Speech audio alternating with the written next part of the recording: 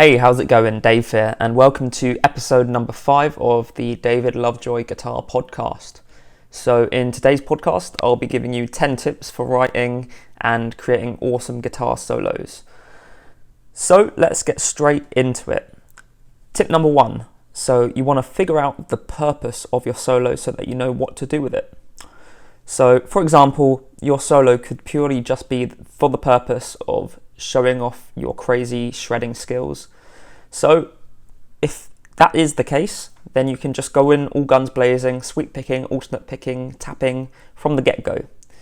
But maybe your solo is a break from the intensity of the song, and maybe then you'll want to make sure you're writing something super simple and chilled out with a nice catchy melody, and maybe limit the crazy techniques, keep it to kind of smooth sounding legato slides and bends rather than shred techniques. But also you might want to be building an epic climax to the song, so maybe you need to start with your song slow or your solo slow and keep it simple, but then progress it into something more dramatic and intense by the end of the solo. These are all things you're going to have to figure out, and you're going to have to figure out based on what the song is and how the solo is trying to serve the song. So that is probably the first thing you should do when you're trying to write a solo, just figure out the purpose. So tip 2 is to call back a hook from the track.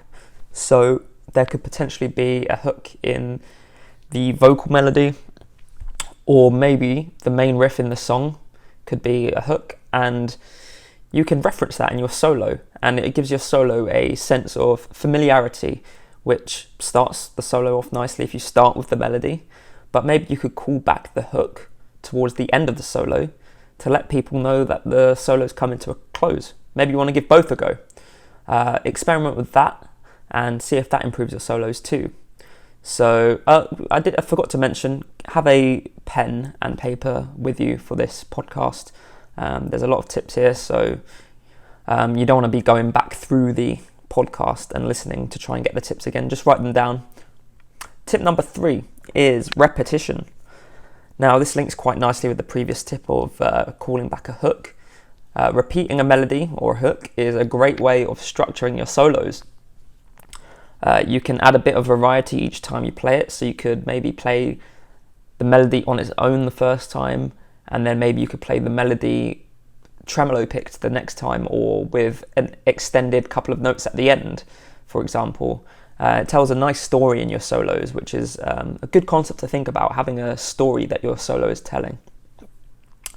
And you can repeat a hook from the track, or you can create an entirely new melody, an entirely new hook that gets repeated if it serves the song to do so as well.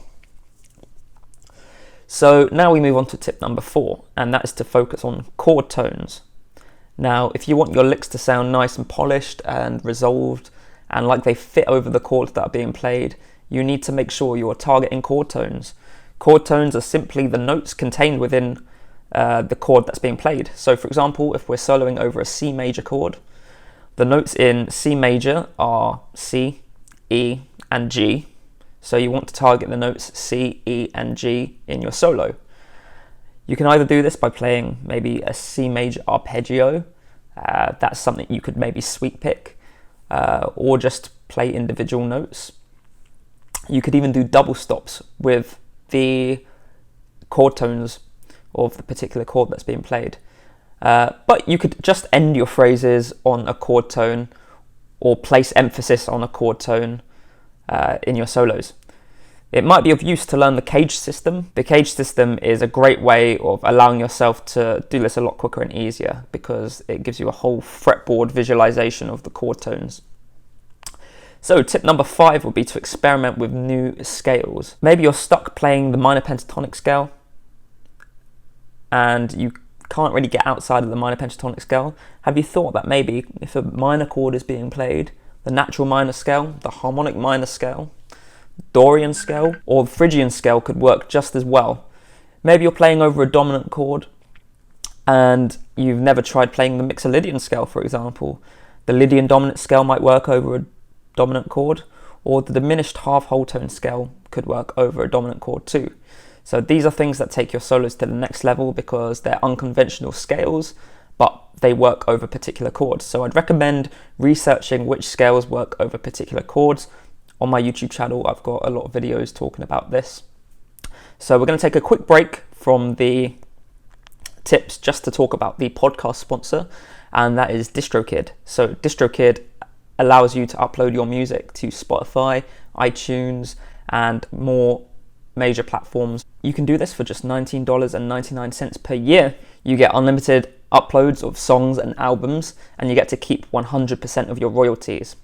So if you want to make this deal even sweeter, you can head to my link, distrokid.com/VIP/David Lovejoy, and you'll get 7% off your first year's subscription. So go check it out if you're looking to get your music online. So let's get back to the tips. So tip number 6 is articulation. So as guitarists, we are extremely lucky to have such an expressive instrument. We are a polyphonic instrument, meaning we can play multiple notes simultaneously.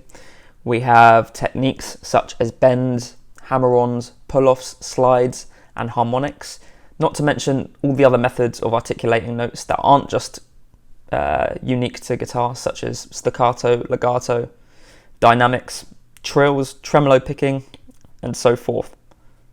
So here's an exercise. I want you to take a single note on your guitar, maybe let's say the 7th fret of the D string, so an A, and I want you to think of 10 unique ways that you can play that one note. You can do some of the things that I've just mentioned, but see if you can create some of your own new particular ways of playing that one note. A variety of articulation methods are what makes your guitar solos sound so interesting to listen to. I think one key here is variety. Variety is what makes guitar solos sound really great. So tip number 7 is to use a metronome. And I can't overstate the importance of using a metronome.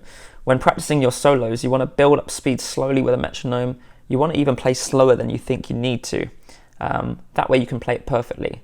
And when you can play something perfectly on guitar, it really comes across in the tone.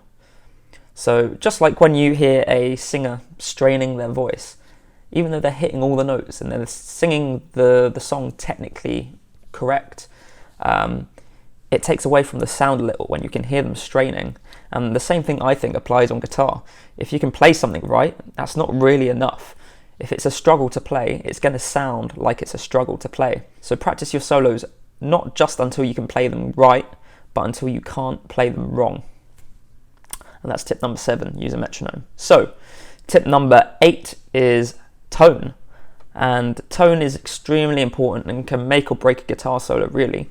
So tone is a lot about the gear that you're using, but also your technique. In fact, I'd argue that your tone is mostly down to the way you play, but both elements are essential. So make sure you're using the genre-specific pickups, fresh strings, keeping your signal chain as minimal as possible, so using as few pedals as you need, really. And make sure you're having an appropriate amp for the style that you're playing. So that is tone, and tip number 9 would be to utilize dissonance. Now, I love adding dissonance into my solos. If you're playing a particular scale, there's going to be particular intervals in that scale that are dissonant when they're played together, such as semitones, tritones, and sevenths. And I find that using these intervals in my solos can really add a lot of tension and then can create a great resolution. So what I'd suggest is, if you've selected a scale to solo with, find all the dissonant intervals within that scale and then utilize them every now and again. Obviously this can be overdone, so don't overdo it, but a couple of instances here and there can really elevate your solo to the next level. You could also try adding chromatic notes into your solos, so notes that are not within the particular scale that you're playing. This does take some getting used to, but again, if you can master it, it can be of great use and can create some really awesome sounds. I've got some videos on my channel on using chromatic notes, so I'd suggest that you go and check out those videos. And my final tip number 10, would be to study other people's solos. I'm sure that there are certain solos that you've listened to that trigger a great emotional response within you. And those are the solos that you should study. I'm not telling you to copy what they play, but you should try and figure out why a particular thing in the solo worked and triggered that emotional reaction. And you should try and replicate that same concept in your solos. You can really learn a lot just from learning and studying a couple of other people's solos. Think about how they've structured their solo. Think about how they've maybe placed the solo within the song, and think about the scales that were used and the effect that had emotionally. Basically, think of how they've applied all 10 of the tips that I've shown you into their solo and extract that knowledge, then apply into your solos. So those were my 10 guitar soloing tips for writing solos. I hope you enjoyed it. Stay tuned for more podcasts. They come every Sunday evening at 6 p.m. UK time. If you're listening on YouTube, make sure you like the video and subscribe to my channel. Let me know what you thought in the comments. And if you've got any other podcast or video suggestions, let me know in the comments also. And don't forget to check out my new book, Chord Charisma. This book is dedicated to getting you to write the most emotional and epic chord progressions that have a great effect on your listener. And some of the things that this book's going to do for you is going to minimize your time spent in writer's block, and it's going to give you a great variety of techniques that are going to be able to create unique and original chord progressions. And you're going to not be recycling the same old chord progressions over and over again. So go check that out if that's interesting to you. The link is in the description, and I will catch you in the next podcast/video. See you later. Bye. /video.